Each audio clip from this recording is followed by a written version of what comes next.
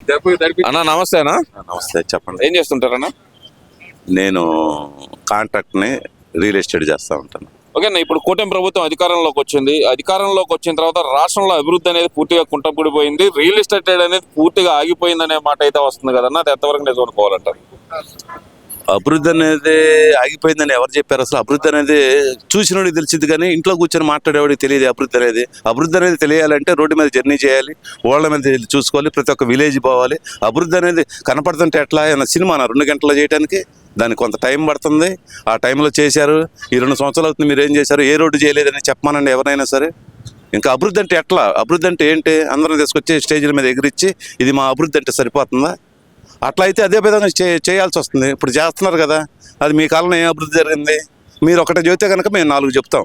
దాని మీద మేము ఏం మాట్లాడమంటే ఏ సబ్జెక్ట్ మీద మాట్లాడతాం. ప్రధానంగా చూస్తే కనుక రియల్ ఎస్టేట్ అనేది పూర్తిగా కుదేలైపోయింది. చంద్రబాబు నాయుడు గారు తీసుకుంటున్న నిర్ణయాలతోటి మొత్తం అస్తవ్యస్తం అయిపోతుంది అనే మాట అయితే వస్తుంది కదన్న. మరి రియల్ ఎస్టేట్ అనేది అన్ని చోట్లకి మన ఒక్క చోటే కాదు కదా రియల్ ఎస్టేట్ అనేది. మన ఒక్క చోటే కాదు కదా, అన్ని చోట అదే, అన్ని స్టేట్లు కూడా అదే విధంగా ఉంది. ఏంది? అంతేగాని అభివృద్ధి అనేది చంద్రబాబు నాయుడు రాగానే అభివృద్ధి అయిపోయిందా? చంద్రబాబు నాయుడు రాగానే రియల్ ఎస్టేట్ కుదేలైందా? కొంత ఒడిదుడుకులు అనేది ఎక్కడైనా సహజంగా అనేది ఏంటంటే ఒక స్టేట్లో ఒక రకంగా డెవలప్మెంట్ ఉన్నప్పుడు ఇప్పుడు ఉంది. మనమే అంటున్నాడు, మీరు వైజాగ్లో మీరు స్థానం కొనగలరా ఇవాళ? ఎందుకనేది ఇప్పుడు రాజధానిలో ఉంది. రాజధానిలో తగ్గిన మాట వాస్తవమే, ఎందుకంటే విస్తీర్ణం పెంచు కాబట్టి. దానిలో తగ్గిన మాట వాస్తవమే. మరి అదే విస్తీర్ణం మామూలుగా ప్రతి ఒక్కళ్ళు మామూలుగా వైజాగ్ దీనిలో ఎందుకు అనుకుంటున్నారు? వైజాగ్లో మీరు కొనగలరా? ఈ అభివృద్ధి లేదనే చెప్పుడు అక్కడ ఎందుకు అంటున్నారు? ఇక్కడ తగ్గిన మాట వాస్తవం, మేము కూడా ఒప్పుకుంటున్నాం. ఎందుకంటే విస్తీర్ణం పెంచు కాబట్టి తగ్గిన మాట వాస్తవం. మళ్ళీ తర్వాత పెరిగినప్పుడు ఏమన్నా చెప్పగలరా మీరు తగ్గిందని? చెప్పలేరు కదా. దాని మీద ఏదో ఒక ఆర్గ్యుమెంట్ మీరు చేయాలి కాబట్టి చేయటం తప్పితే అభివృద్ధి అనేది ఏకపక్షంగా జరుగుతూనే ఉంది. ఎక్కడనేది చూపించమంటే మేము సొంత డబ్బులు పెట్టి, మేము రైతు వారీగా మేము సొంత డబ్బులు పెట్టి మేము మాట్లాడే వాళ్ళని ఎవరైనా సరే మేము తీసుకెళ్ళి చూపించగలం. ఏంటి ఆ అభివృద్ధి అనేది? అప్పుడు మీరు చెప్పగలిగితే మేము ఇంకా మాట్లాడటానికి ఏముంది? అభివృద్ధి ఇప్పుడు రాష్ట్రంలో వచ్చేతలకి సంక్షేమం లేదు, అభివృద్ధి లేదు. అభివృద్ధి లేదు. రాష్ట్ర ప్రజలకు ఇచ్చిన సూపర్ 6 హామీలు అనేది వెన్నుపొడి చేశారు చంద్రబాబు నాయుడు గారు. ఈ బడ్జెట్తో పాటు ఈ బడ్జెట్లో కూడా అలాగే ఉంది ఈ చంద్రబాబు నాయుడు గారి ప్రవర్తన అంటున్నారు కదన్నా. వేల కోట్లు తీసుకొస్తుంది అనేది మీరే చెప్తున్నారు. అవన్నీ సంక్షేమ పథకాలకు వెళ్తున్నాయి కదా. మరి ఈ డబ్బులన్నీ చంద్రబాబు నాయుడు ఇంట్లో పెట్టుకుంటున్నాడా? పెట్టుకోవట్లేదు కదా. కొన్ని లక్షల కోట్ల రూపాయలు మీరే తెచ్చారు, విదేశాలు పోయితే డబ్బులు తీసుకొచ్చి ఆ డబ్బులన్నీ ఎక్కడ పెడుతున్నారు అన్నప్పుడు సంక్షేమ నిధులు పలానా చోట పలానా దానికి ఆగినాయి అని ఎవరైనా చెప్పగలరా? సంక్షేమ పథకాలు అన్నీ కూడా, సూపర్ 6 పథకాలు అన్నీ కూడా వచ్చినాయిగా. అందరికి అందుబాటు కావచ్చు. ఈ నెలలో కొంతమందికి వస్తే వచ్చే సంవత్సరం కొంతమందికి రావచ్చు. అట్లా ప్రతి సంవత్సరం సంక్షేమ పథకాలు వాళ్ళు ఇచ్చిన 5 years పీరియడ్లో మేము ఇచ్చినవి అన్నీ జరుగుతున్నాయా లేదా అన్నారు. ఇవాటికి 50% నుంచి 70% దాకా అయినాయి. 30% దాన్ని వెరిఫికేషన్ జరుగుతుంది. జరిగినప్పుడు ప్రతి ఒక్కరికి పెట్టినోడి కల్లా ఇవ్వలేరు కదా. ఇంకా సంక్షేమ పథకాలు లేవంటారు. మరి ఈ డబ్బులంతా ఎక్కడ పోయింది మీకే తెలియాలి. ఎందుకంటే దాచుకోవడం అనేది మీరు ఎక్కడ పెట్టుకున్నారు, ఎక్కడ చేశారని మీకు తెలిసింది తప్పితే సామాన్య మానవులకు తెలియదు కదా. అంటే ఇప్పుడు ఈ కూటమి ప్రభుత్వం వచ్చిన తర్వాత దాచుకో పంచుకో తినుకో అనే నినాదంతో మొదలైంది కూటమి ప్రభుత్వం, అలాగే నడుస్తుందనే మాట అయితే కనుక జగన్మోహన్ రెడ్డి గారు పదే చెప్తున్నారు కదా. మరి పంచుకోవటం తినటం అంటే పంచిన మాట వాస్తవమే.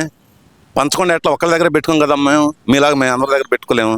ఇస్తున్నాం. పంచడం అనేది ఏంది? ప్రజలకు పంచడమే కదా. పంచుకోవటం తినటం ప్రతి ఒక్కరు తింటాడు. అంతా తినలేడు. నీ దగ్గర ఇప్పుడు 100 కోట్ల రూపాయలు ఒక్కరోజే తినలేవు కదా. అట్లానే వీళ్ళు కూడా ఏంటంటే సంక్షేమ పథకం ఒక్క చోటే ఉండదు, అన్ని చోట్ల ఉంటుంది. అన్ని చోట్ల పంచాలి. ఇంటింటికి మామూలుగా మీరు ఏదైతే చేస్తారో అదే కార్యక్రమం ఇవాళ జరుగుతుంది. మీరు చేసిన కార్యక్రమం ఏదైతే చెప్తే కనుక సంక్షేమ పథకాలు అందట్లేదు అని మీరు ప్రూవ్ చేయగలిగితే దానికి బాధ్యతగా మేము కూడా ఏంటంటే ఒక ధర్నా లాగో లేకపోతే ఇంకొక సమీక్షలు అట్లా చేసిన తర్వాత సమీక్షలను మేము ధర్నా చేసి చెప్పగలం. మీరు ఇచ్చిన హామీ ఇది జరగట్లేదు కాబట్టి మమ్మల్ని క్వశ్చన్ చేస్తున్నారు, మేమేం సమాధానం చెప్పాలి ప్రజలకు అనేది మేము కూడా తెలియజేస్తాం. ప్రజల తరపున పోరాటం చేస్తాను, ప్రజలతో పాటు ఉద్యమిస్తానని నేను అని చెబుతున్న జగన్మోహన్ రెడ్డి గారు మరి అదే ప్రజల గొంతును అసెంబ్లీలో ఎందుకు వినిపించలేకపోతున్నారని కూర్చుంటారు? నువ్వు అడగటానికి అన్ని సంక్షేమ పథకాలు జరుగుతున్నాయి, నువ్వు క్వశ్చన్ చేయడానికి నీకు దమ్ము ధైర్యం అంటావు. అది ఎక్కడ ఉంటుందంటే దమ్ము ధైర్యం శవాల కాడ ఉంటుంది. నీకు ఇంట్లో నుంచి బయటకు రావాలంటే నీకు జనం కావాలి, ఒక శవం కావాలి. ఇంకా సంక్షేమ పథకాల గురించి మాట్లాడతానికి నీకేముంది? సంక్షేమ పథకాలు అన్నీ అందుతున్నాయి కాబట్టి నువ్వు అందట్లేదని చెప్తే కనుక నువ్వు అసెంబ్లీకి వెళ్ళి ఒక తీర్మానం చేసి ఒక అసెంబ్లీలో ఒక ఆర్గ్యుమెంట్ చేయాలి కదా. మీ ఎమ్మెల్యేలు మొత్తం కూడా మీరు రావట్లేదు కదా. మీరు ఎందుకని రావట్లేదు? సంక్షేమ పథకాలు అంతా మీకేం స్లోగన్ లేదు. మీ స్లోగన్ ఏంటంటే ఎవరైనా చనిపోతే ఆ చనిపోయిన కాడికి వెళ్ళి మీరు పరామర్శకి వెళ్తే ఆ పరామర్శ కాడ ఒక శవం తగిలితే మళ్ళీ రెండో పరామర్శ ఉంటుంది. అంత తప్పితే మీకు ఆర్గ్యుమెంట్ చేయడానికి ప్రజల్లోకి వెళ్ళి తిరగడానికి ఎటువంటి అవకాశం లేదు కాబట్టి మీరు వాళ్ళ బయటకు రాలేకపోతున్నారు. మీరు ఏమైనా బయటకు రావాలంటే మీరు కనుక ఇంట్లో నుంచి బయటకు వస్తే వెళ్ళి గన్నవరం నుంచి బెంగళూరు వెళ్ళడానికి వస్తారు తప్పితే అదైతే హైదరాబాద్ పోవడానికి తప్పితే మీరు ఎక్కడికి పోవడం లేదు. మీకు ఏం అవకాశం కూడా లేదు. అంటే ఇక్కడ ప్రధానంగా చూసుకుంటే కనుక జగన్మోహన్ రెడ్డి అనే వ్యక్తి అసెంబ్లీకి వస్తే కనుక కూటమి నాయకులు 164 మంది వణికిపోతున్నారు. అందుకే ప్రతిపక్ష హోదా ఇవ్వడానికి భయపడిపోతుంది కూటమి ప్రభుత్వం అంటున్నారు కదన్న మరి. ప్రతిపక్ష హోదా అనేది నువ్వు అడిగితే రాదు కదా. దానికి రాజ్యాంగంలో కొన్ని విలువలు ఉన్నాయి. విలువల ప్రకారంగా పోతారు, విలువల ప్రకారం చేస్తారు. నువ్వు రోజు వచ్చి నేను మామూలుగా నేను పులిని బయట లేరు వస్తున్నానంటే పారిపోవడానికి చలిపడటానికి వాళ్ళే మామూలు నీళ్ళల్లో లేరు, చెరువు కట్టల పక్కన లేరు, అసెంబ్లీలో ఉన్నారు పబ్లిక్ అని.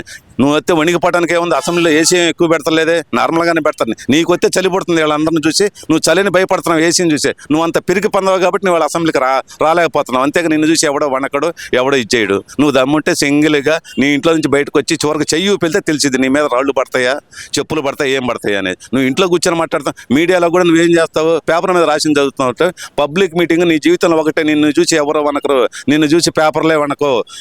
ఎందుకంటే నువ్వు పేపర్ చదవకుండా ఇంటర్వ్యూ పెట్టలేవు. నీ ప్రెస్ మీట్ ఒకటి నీ జీవితంలో ఎప్పుడు ఎంత మట్టికి పెట్టారు.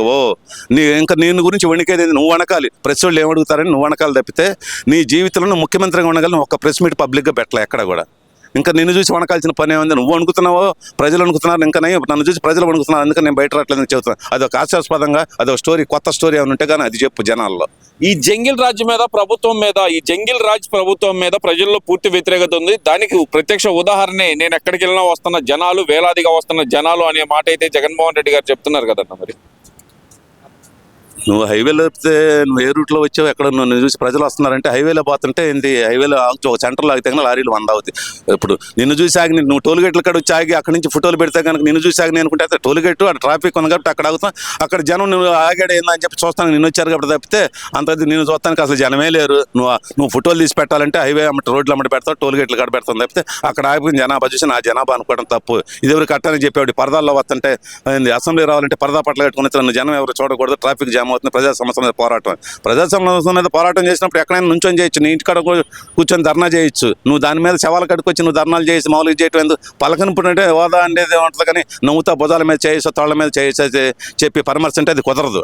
అదేంటంటే రాజ్యాంగ విలువల గురించి నువ్వు అసలు నీ విలువ లేనటువంటి వాడివి. నువ్వు రాజ్యాంగం మీద విలువలు కనుక ఉంటే కనుక ప్రతి కోర్టుకు నువ్వు హాజరవ్వాలి. ఇంత మట్టికి నువ్వు ఏ కోర్టుకు పోలా, ఎక్కడ హాజరవ్వాలి? దాదాపు 1700 కేసులు వాయిదాలకైనా ఒక్క కేసు కన్నా నువ్వు బాగలిగావు పోలేవు. ఎందుకంటే నీకు భయం, నీకు పోలీసు వాళ్ళని చూస్తేనే భయం. నీకు ఎమ్మెల్యేలకు ఎందుకు భయపడతాను? నీకు అసలు నేను కానిస్టేబులే నీ గురించి భయపడ్డు. ఎందుకంటే నువ్వు వాళ్ళని కూడా బతినాడుకునే స్టేజ్. అన్నా నా గవర్నమెంట్ వస్తే నేను ఏదో చేస్తాను, నీకు డ్రెస్ కుట్టిస్తాను అన్నట్టు ఉంటుంది తప్పితే నేను చూసి ఎందుకు భయపడతారండి? నువ్వు చెప్పడమే కానీ